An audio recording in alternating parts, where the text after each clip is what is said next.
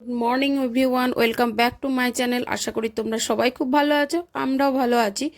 ভালো আছিও ঠিক বলতে পারছি না, কারণ এই দুদিন থেকে আমি ব্লগ দিতে পারিনি। আমার ছেলের খুবই পেটে ব্যথা, অসুস্থ হয়ে পড়ে গেছিলো, ওই জন্য মানে ভিডিও রেডি হয়ে থাকলেও মনটা ভালো ছিল না, আমি সত্যি আপলোড করতে পারিনি। তার জন্য তোমাদের কাছে ক্ষমা চাইছি, কিন্তু আমি পারলাম না। ছেলেটার এতই অসুস্থ ছিল না যে আমার একদম মন ভালো লাগছিল না। ও খুব কষ্ট সহ্য করে, কিন্তু তারপরও যখন দেখলাম ও ব্যথায় ছটফট করছে, সত্যি আমার খুব মনটা ভেঙে গেছিলো।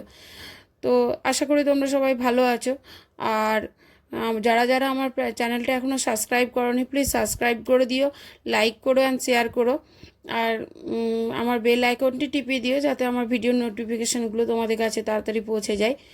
আজকে বৃহস্পতিবার, আমি বৃহস্পতিবার লক্ষ্মী পূজাটা নিজেই করি। তোমাদের দাদাভাই অন্যদিন যদিও হেল্প করে, কিন্তু আজকের দিনটা আমি নিজের হাতেই করি। তো আমার সকাল থেকে রান্না বান্না, ঘরের সমস্ত কাজ তাড়াতাড়ি করে নিয়েছি। আজ একটু তাড়াতাড়ি করে নিই, কারণ পুজো আছে বলে। আর বৃহস্পতিবার দিনকে আমি এই সমস্ত বাসনপত্রগুলো একবার সবগুলোই ভালো করে পিতাম্বরী পাউডারটা দিয়ে আর একবার ভালো করে মেজে নিই। সারা সপ্তাহটা ঘরটা থাকে, তো তার জন্য আমি একবার মেজে নিই। আর ঘরটা আমি ধুয়েই না সাথে সাথে জল ভরে নিই। এটা আমি জানতাম না, একটা দিদির কাছে শুনেছি। আগে না আমি কি করতাম, ওই ঘটিটাকে ধুয়ে রেখে দিতাম, তারপর পুজো দিতাম, তখন জল ভরতাম। তো এক দিদি বললো, না রে, ওটা নিয়ম নয়। কারণ ওই লক্ষ্মীর ঘট কখনো ফাঁকা রাখতে নেই, সাথে সাথে ধুয়ে সাথে সাথেই জলটা ভরে নিবি, তাতে তুই যখন পুজো করবি তখনই ধুয়ে নিবি। সেই মতে অনেক কিছুই তো আমি জানি না, কারণ আমার বাবার বাড়িতে লক্ষ্মী পূজার প্রচলন অতটা নেই। নিত্যটা যেটা এই কোজাগরির দিন হয়, কিন্তু নিত্য লক্ষ্মী পূজা আমাদের বাড়িতে হয় না। আমাদের বাড়িতে মহেশ্বর প্রতিষ্ঠিত আছেন, বাড়িতেই শিব আছেন, ওই জন্য অন্য কোনো পুজো আমরা সে হারে আমাদের বাড়িতে অতটা হয় না। আর এটা শ্বশুর বাড়িতেও হতো, শাশুড়ি মায়ের, লক্ষ্মী নারায়ণ শাশুড়ি মাই আমাকে এগুলো দিয়ে গেছেন। কিন্তু বেশি দিন বাঁচেননি তো আমার বিয়ের পর, মারা গেছিলেন বলে আমি আর ওগুলো কার কাছে শিখবো, অত শিখতে পাইনি। আমার মা অত জানে না। তো এখানে এসে ওই দিদিরা সব লক্ষ্মী পুজো করে দেখি, ওরাই আমাকে অল্প অল্প করে বলে, সেটাই আমি শিখেছি। আর এইদিকে আলপনা দিচ্ছি। ঘরের টাইলসটাও সাদা, আবার মন্দিরের কাজটাও সাদা, তো তা আলপনা দিলে কিন্তু ফোটে না। কিন্তু কিছু করার তো নেই, নিয়ম যেটা সেটা তো করতেই হবে, তাই আমি দিই। কিন্তু সেভাবে বোঝা যায় না যে আলপনা দেওয়া আছে। আর তোমাদের দাদাভাই যে ফুলগুলো নিয়ে আসে, সেগুলো ধুতে নেই শুনেছি, কিন্তু আমার না ওই কোথা থেকে নিয়ে এসেছে, কিভাবে রেখেছে, ওইটা না ঠাকুরের গায়ে দিতে খুব খারাপ লাগে। ওই জন্য আমি একটু ঠাকুরের কাছে ক্ষমা চেয়ে ধুয়ে আবার গঙ্গা জল ছিটিয়ে তারপর চন্দন মাখিয়ে তারপর ঠাকুরদেরকে দিই। জানি না, আমার খুব খারাপ লাগে, আমি পারি না দিতে। তোমরা কি করো আমাকে প্লিজ একটু কমেন্টে জানিও। আমার মাও বলে যে ধুতে নেই, কিন্তু আমি ধুয়ে নিই, আমার ঠিক মনোপুত হয় না না ধুলে। আর এদিকে আমার বাড়িতে শিবলিঙ্গ আছে, আমি রোজ স্নান করাই। আর সোমবার দিনকে আমি খুব ভালো করে যেটা হয় দুধ টুধ দিয়ে স্নান করিয়ে ভালো করেই পুজো করি। কিন্তু অন্য দিনকে এই সিম্পল জলে একটু গঙ্গা জল দিয়ে তারপর স্নান করিয়ে ওনাকে রেখে দিই। আর আমার খুব ভালো লাগে এই লিঙ্গটা, আমি খুব মানে আমার খুব ভালো লাগে, মানে আমি খুব চয়েস করেই এটা কিনেছি।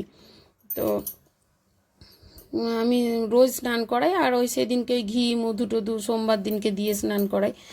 আর সোমবারের পুজোটা বেশিরভাগ তোমাদের দাদাভাই করে, কারণ ওকে শিব পুজো সবাই করতেও বলেছে, আর ও ভালোবাসে করতে, ওই জন্য বেশিরভাগ দিন ওই করে। আর এই যে চাপাট বোর্ডটা আর ছুরিটা দেখছো, এটা শুধু আমার ঠাকুরের জন্যই রাখা আছে, কারণ ওই বটি দিয়ে কাটলে কি হয়, ওই পা দিয়ে ধরতে হবে, তো কেমন একটা লাগে। ওই জন্য আমি এই চাপাট বোর্ড আর এই ছুরিটার ব্যবস্থা করেছি। এটা আমি শুধু এই ঠাকুরের ফল কাটার জন্যই রেখেছি, তারপর ধুয়ে রেখে দিই। আর ছুরিটাও এত সুন্দর করে ফলটা কাটা যায় না, খুব সুন্দর কাটা যায়, ওই জন্য এই ছুরিটা আর এটা রেখেছি। কারণ ওই পা দিয়ে ধরতে আমার খুব মন মানে ঠাকুরের ব্যাপারে বলতে পারো আমি একটু বেশি খুঁতখুঁতানি, যে এটা করব না ওটা করব না। এদিকে তোমাদের দাদাভাই ওরকম, ওই জন্য দুজনের মেল যখন একসাথে আছে, তাই একটু আলাদা করেই এরকম ব্যবস্থাটা করেছি। আর এখন তো গ্রীষ্মকাল, একটু আম টাম দিচ্ছি, দেখ ঠাকুর ভালো পাওয়া যায়। আমি যেখানে যখন যেটা মরশুম সেই ফলটাই ঠাকুরকে দিই, আর না পেলে আপেল দিই। আর গুড়ের বাতাসাটা ইউজ করি আমি। নকুলদানাটা দিই খুব কম, অতটা আমার পছন্দ না। গুড়ের বাতাসাটাই আমার বেশি পছন্দ। আর আমি ঠাকুরের ধূপ দিই ওই ছোট যে লম্বা স্টিকগুলো হয়, মানে কি বলবো, স্টিকলেস যে ধূপগুলো, ওইগুলোই দিই। কারণ ওই বাঁশের ওটা সবার মুখ থেকে শুনেছি যে ওটা দিতে নেই, দেওয়া ঠিক নয়, ওই জন্য আমি আর ওটা ইউজ করি না। আগে করতাম, তো এখন আর ইউজ করি না।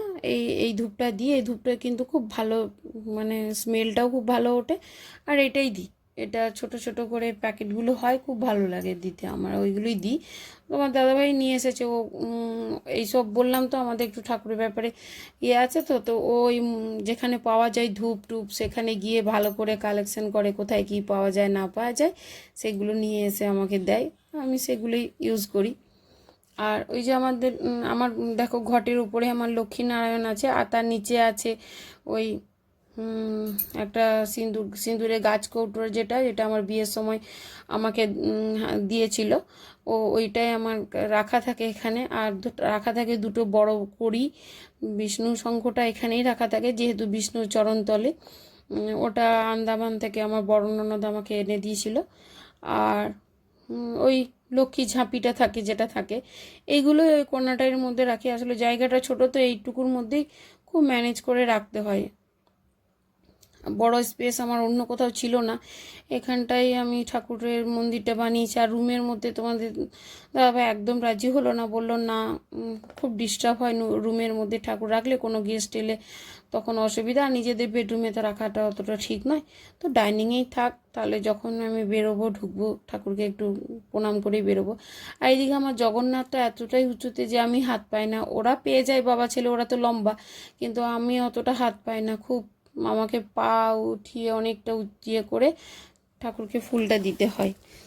এ ব্যাপারে আমার ছেলেও খুব হাসাহাসি করে, বলে তুমি টুলের উপর চেপে দেবে, কিন্তু কি করবো যে বলো, সবার তো ঠিক না। তাও আমার হাইট যে খুব কম তা না, কিন্তু এটা খুবই উঁচু, তার জন্য পারি না, ওরা অতিরিক্ত লম্বা, তাই জন্য ওরা পেরে যায়। তো আমি এইভাবে আমার লক্ষ্মী পূজাটা করি।